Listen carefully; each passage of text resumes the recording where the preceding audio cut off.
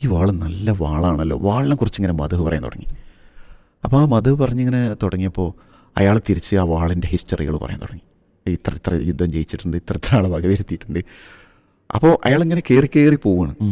ഈ സമയത്ത് അബൂബക്കർ ഞാനൊന്ന് പിടിച്ചോട്ടെ ആ വാള്. അപ്പോൾ ആ ഒരു ഹരത്തിൽ അയാൾ വാള് അബൂബക്കറിൻ്റെ കയ്യിൽ കൊടുത്ത വാളുകൊണ്ട് അയാൾ തിരിച്ചു കിട്ടി. ഹുദൈബിയ സന്ധി കഴിഞ്ഞതിൻ്റെ ശേഷം നബി സല്ലല്ലാഹു അലൈഹി വസല്ലമ സന്ധി കഴിഞ്ഞ് അവിടുന്ന് മടങ്ങി മദീനയിലെത്തുകയാണ്. അപ്പം സന്ധിയിൽ ഏറ്റവും പ്രധാനപ്പെട്ട ഒരു ക്ലോസ് എന്താണെന്ന് ചോദിച്ചു കഴിഞ്ഞാൽ, മക്കയിൽ നിന്ന് ആരെങ്കിലും മദീനയിലെത്തിയാൽ അവരെ ഉടനെ തിരിച്ചയക്കണം. അതാണല്ലോ പ്രധാനം ഒന്ന്. അങ്ങനെ റസൂൽ സല്ലല്ലാഹു അലൈഹി വസല്ലമ മദീനയിലെത്തിയ സമയത്ത്, ഹിജറയുടെ 6-ാം വർഷത്തിലാണല്ലോ നടക്കുന്നത്, അവിടെ എത്തിയ ഉടനെ തന്നെ മക്കയിൽ നിന്ന് മദീനയിലേക്ക് ഒരാൾ ചാടി വരുന്നുണ്ട്. അത് അബൂ ബസീർ ഉത്ബത്ത് ബിനു ഉസൈദ് അസ്സഖഫി, അതാണ് അദ്ദേഹത്തിൻ്റെ പൂർണ്ണ നാമം. അദ്ദേഹം മക്കയിൽ പീഡനം അനുഭവിച്ച് റസൂല് മദീനയിലെത്തിയാൽ രക്ഷപ്പെടും എന്ന് പറഞ്ഞിട്ടാണ് അങ്ങോട്ട് ചെല്ലുന്നത്. പക്ഷേ റസൂൽ സല്ലല്ലാഹു അലൈഹി വസല്ലമ കണ്ട ഉടനെ തന്നെ നബി സല്ലല്ലാഹു അലൈഹി വസല്ലമ അവരെ ഒരു സംരക്ഷണം പോലെ ഇങ്ങനെ സന്ധിക്കെതിരാണ്. പക്ഷേ നിൽക്കുമ്പോൾ ഉടനെ തന്നെ ഇദ്ദേഹം ചാടി മദീനയിലെത്തി എന്ന് അറിഞ്ഞ ഉടനെ അല്പം കഴിയാതെ തന്നെ 2 ആളുകൾ അദ്ദേഹത്തെ തേടി വരുന്നുണ്ട്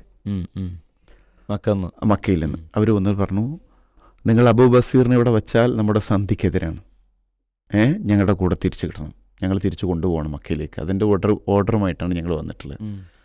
അപ്പോൾ നബി സല്ലല്ലാഹു അലൈഹി വസല്ലം പറഞ്ഞു, ശരിയാണ്, നമ്മൾ കരാർ ലംഘിക്കൂല. അബൂ ബസീറിനോട് റസൂൽ സല്ലല്ലാഹു അലൈഹി വസല്ലം പറഞ്ഞു, നമ്മൾ തമ്മിലുള്ള കരാറുണ്ട്, ആ കരാർ ലംഘിക്കൽ നമുക്ക് പാടില്ലാത്തതാണ്.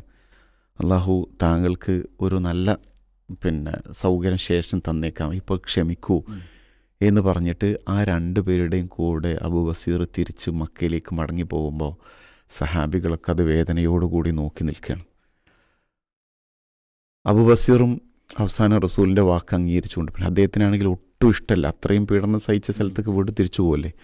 പോകുന്ന വഴിയിൽ ഈ 2 ആളുകൾ ദുൽഹുലൈഫ എന്ന് പറയുന്ന സ്ഥലത്ത് ഏകദേശം ഒരു 10-15 കിലോമീറ്റർ കഴിഞ്ഞിട്ടുള്ളൂ. അവിടെ എത്തിയപ്പോഴേക്കും ഇവർ തമ്മിലിങ്ങനെ സംഭാഷണങ്ങൾ നടക്കുന്നുണ്ട്. അബൂ ബസീറും കൂടെ വന്ന കൂടത്തെ അതിനെ പിടിച്ചു കൊണ്ടുപോകണല്ലോ. ആ സംഭാഷണത്തിന് ഇദ്ദേഹത്തിൻ്റെ ഒരു നല്ല സംസാര വൈഭവം ഉള്ളതുകൊണ്ട് തന്നെ അബൂ ബസീർ നന്നായിട്ട് ഇങ്ങനെ സംസാരിച്ച് പോകുമ്പോൾ ഇടയ്ക്ക് ഒരു ഭക്ഷണത്തിന് വേണ്ടി ഈത്തപ്പഴം എന്തോ കഴിക്കാൻ വേണ്ടി ഒരു സ്ഥലത്തിരുന്നു. ഇരുന്ന സമയത്ത് അബൂ ബസീർ അടുത്ത ആളോട് ചോദിച്ചു, നിങ്ങൾ ഈ വാൾ ഏതാണ്, നിങ്ങളുടെ കയ്യിലുള്ള വാള് പറഞ്ഞാൽ അത് അപ്പം അവർക്ക് വാളെന്ന് പറഞ്ഞാൽ അറബികൾക്ക് അവരുടെ പ്രൗഢിയുടെ ഒരു ഭാഗമാണല്ലോ. ഈ വാള് നല്ല വാളാണല്ലോ, വാളിനെ കുറിച്ചിങ്ങനെ മധു പറയാൻ തുടങ്ങി. അപ്പോൾ ആ മധു പറഞ്ഞിങ്ങനെ തുടങ്ങിയപ്പോൾ അയാൾ തിരിച്ച് ആ വാളിൻ്റെ ഹിസ്റ്ററികൾ പറയാൻ തുടങ്ങി. ഇത്ര യുദ്ധം ജയിച്ചിട്ടുണ്ട്, ഇത്ര ആളെ വകവരുത്തിയിട്ടുണ്ട്.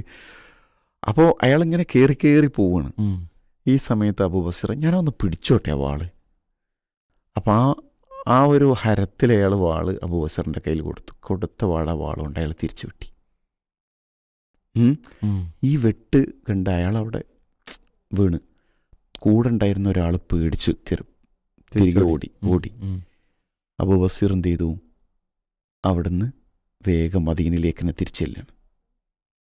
മദീനയിലേക്ക് തിരിച്ചു ചെല്ലുമ്പോൾ റസൂൽ സല്ലല്ലാഹു അലൈഹി വസല്ലമയോട് അടുത്ത് പോയിട്ട് പറഞ്ഞു, നിങ്ങൾ റസൂലെ, താങ്കൾക്ക് അള്ളാഹു ഏൽപ്പിക്കപ്പെട്ടിട്ടുള്ള അത് പൂർത്തിയാക്കിയിട്ടുണ്ട്, അത് ഓക്കെയാണ്. പക്ഷെ ഞാൻ ഇങ്ങനെയൊക്കെ ചെയ്തിട്ടാണ് വന്നിട്ടുള്ളത്.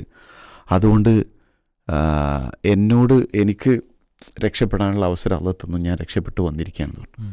പക്ഷെ ഇത് കേട്ടപാട് റസൂൽ സല്ലല്ലാഹു അലൈഹി വസല്ലം തിരിച്ചെന്താ പറഞ്ഞതോ, വൈല ഉമ്മിഹി മിസ്അറ ഹറബിൻ ലൗ കാന മഅഹു റിജാൽ, നിങ്ങൾ ചെയ്ത പണി ഒരു യുദ്ധമാളി കത്തിക്കുന്ന പണിയാണ്. അപ്പോൾ യുദ്ധമാളി കത്തിക്കുന്ന പണി പറഞ്ഞാൽ ഇവിടെ അല്ലെങ്കിൽ നിങ്ങളുടെ കൂടെ ആളുണ്ടാവണം, നിങ്ങളൊരു മനുഷ്യനാണുള്ളത്. അപ്പോൾ അതിൽ നിന്ന് അബൂ ബസീർ മനസ്സിലാക്കി എന്താണോ, ഇവിടെ എനിക്ക് ഇതുകൊണ്ടൊന്നും റസൂൽ സംരക്ഷണം തരൂല, കാരണം കൂടെ ആളില്ല, കാരണം കരാർ ലംഘിക്കുന്ന അവസ്ഥ വരും, അതുകൊണ്ട് എനിക്ക് ഇവിടെ മതിയിൽ നിൽക്കാൻ കഴിയില്ല എന്ന്. പക്ഷേ നേരിട്ട് അദ്ദേഹത്തെ അവഗണിക്കുന്ന രൂപത്തിന് വലിയ വന്നതുമില്ല. പക്ഷെ അതിൻ്റെ ഉദ്ദേശം അതാണെന്ന് മനസ്സിലാവുകയും അദ്ദേഹം മദീനയിൽ നിന്ന് പോവുകയും ചെയ്തു. മദീനയിൽ നിന്ന് പോയിട്ട് ഏകദേശം ഒരു 100 കിലോമീറ്റർ മദീനയിൽ നിന്ന് കടന്ന് അറബികളുടെ സഞ്ചാര ചെങ്കടൽ തീരത്തുള്ള സൈഫുൽ ബഹർ എന്ന് പറയുന്ന അൽ ഐസ് എന്ന് പറയുന്ന സ്ഥലത്തിന് അവിടെ പോയിട്ട് അദ്ദേഹം ടെൻ്റ് അടിക്കുകയാണ്. അവിടെ ഇദ്ദേഹം അവിടെ ഈ വഴി എന്ന് പറഞ്ഞു കഴിഞ്ഞാൽ ഖുറൈശികളുടെ ഷാമിലേക്കുള്ള സഞ്ചാരപാതയാണ്.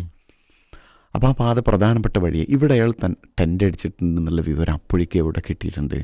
മക്കയിൽ ഇതുപോലെ പീഡനം അനുഭവിച്ച് മദീനയിലേക്ക് വരാൻ കഴിയാതെ അബൂജന്തലിനെ പോലുള്ള ആളുകൾ ഈ വിവരം അറിഞ്ഞു. കാരണം അവർക്ക് എങ്ങനെയെങ്കിലും അവർ തടങ്കലിൽ നിന്ന് രക്ഷപ്പെടാൻ വഴിയില്ലാഞ്ഞിട്ടല്ല, പക്ഷെ രക്ഷപ്പെട്ട് എങ്ങോട്ട് പോവും? കരാറുണ്ട്, തിരിച്ചയക്കണം. അതുകൊണ്ട് ഖുറൈശികൾക്കും സേഫാണ്, കാരണം അവരെവിടേക്കും പോകില്ല എന്ന് അവർക്കറിയാം. പക്ഷേ ഈ വിവരം അവർ രഹസ്യമായി അറിഞ്ഞപ്പോൾ അബൂജന്തലിനെ പോലുള്ള ആളുകൾ വല്ല ചാടി, തടവ് ചാടി അബൂ ബസീറിൻ്റെ ഈ സ്ഥലത്തേക്ക് അവരെത്തണം, അല്ലൈസിലേക്ക് എത്തണം. അങ്ങനെ വന്ന് അവർ 70ഓളം ആളുകളായി അവിടെ. ഈ 70ഓളമായ ആളുകൾ ഇവർക്ക് മക്കയിലേക്കും പോകാൻ വയ്യ, മദീനയിലേക്കും പോകാൻ വയ്യ. അവരുടെ ഉപജീവനത്തിന് ഇനി എന്താ വഴി? അപ്പോഴാണ് ആ വഴി ഖുറൈശികൾ കച്ചവടമായിട്ട് കടന്നു പോകും. ഇവരവിടുന്ന് ഖുറൈശി കച്ചവടത്തെ കൊള്ളയടിക്കുമെന്ന് വെച്ചാൽ തടഞ്ഞു വെക്കും, അവർക്ക് വേണ്ടി പിടിക്കും, അവർക്ക് ഭീഷണിയായി. അപ്പോൾ അവർ ഗത്യന്തരമില്ല. അവർ പറയണത് ഞങ്ങൾക്ക് ഈ ഗതി വന്നത് എന്തുകൊണ്ടാണ്? മക്കാരുടെ അവരുടെ പിടിവാശി കൊണ്ട് ഞങ്ങൾ മദീനയിലേക്ക് അയച്ചാൽ മതിയല്ലോ, പക്ഷെ അതിനെ അയക്കുന്നില്ലല്ലോ. അതുകൊണ്ട് അവരുടെ കച്ചവട സംഘത്തിൽ നിന്നുള്ള ഉപജീവനം കിട്ടിയ മതിയുള്ളൂ. കൊള്ള സംഘം അവരെ കൊള്ളയടിക്കണം എന്നുള്ളത് അവർ പറഞ്ഞു, അവർ ന്യായമാണ്. പക്ഷെ ഇത് രൂക്ഷമായി ഇവരെ തടയാൻ ഖുറൈശികൾ കഴിയണില്ല. ഇവർ അതിവിദഗ്ധമായ യുദ്ധപാഠമുള്ളൊരു സമൂഹമായിട്ട് അവിടെ മാറി. അവസാനം ഖുറൈശികളിൽ നിന്ന് കത്ത് വന്നു. എവിടേക്ക്? റസൂലിന്.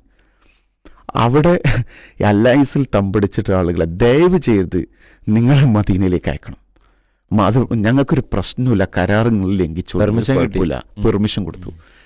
ഈ വിവരം അറിഞ്ഞ റസൂൽ സല്ലല്ലാഹു അലൈഹി വസല്ലമ അബൂ ബസീറിന് കത്തെഴുതാണ്. അബൂ ബസീറിന് കത്തെഴുതിയിട്ട് പിന്നെ നിങ്ങൾ ഇങ്ങോട്ട് വരൂ, കരാർ പ്രശ്നമല്ല, അത് അവർ ഒഴിവാക്കിയിട്ടുണ്ട്, നമ്മളായിട്ട് കരാർ ലംഘിക്കണില്ല. ഈ കത്ത് കിട്ടുന്ന സമയത്ത് അബൂ ബസീർ കത്ത് കയ്യിൽ പിടിച്ചിട്ട് ഇങ്ങനെ അത് വായിക്കുമ്പോഴേക്കും അദ്ദേഹം രോഗിയാണ്. രോഗിയായിട്ട് കത്ത് വായിച്ച് അദ്ദേഹത്തിന് യാത്ര ചെയ്യാൻ കഴിയുന്നില്ല. ആ കത്ത് വായിച്ച കഴിഞ്ഞാണ് കത്ത് കയ്യിൽ പിടിച്ചിട്ട് അദ്ദേഹം മരണപ്പെടാൻ. അദ്ദേഹം മരണപ്പെടുമ്പോൾ അദ്ദേഹത്തെ അല്ലൈസിൽ തന്നെ മറവ് ചെയ്തു. ബാക്കിയുള്ള ആളുകൾ മുഴുവനും മദീനയിലേക്ക് വരുന്നു. മദീനയിലേക്ക് പ്രവാചകൻ സല്ലല്ലാഹു അലൈഹി വസല്ലം അവരെ സ്നേഹത്തോടുകൂടി സ്വാഗതം ചെയ്യുന്ന ശുഭകരമായ പ്രശ്നത്തിൻ്റെ പര്യവസാനമാണ് ചരിത്രത്തിൽ നമുക്ക് കാണാൻ പറ്റുന്നത്.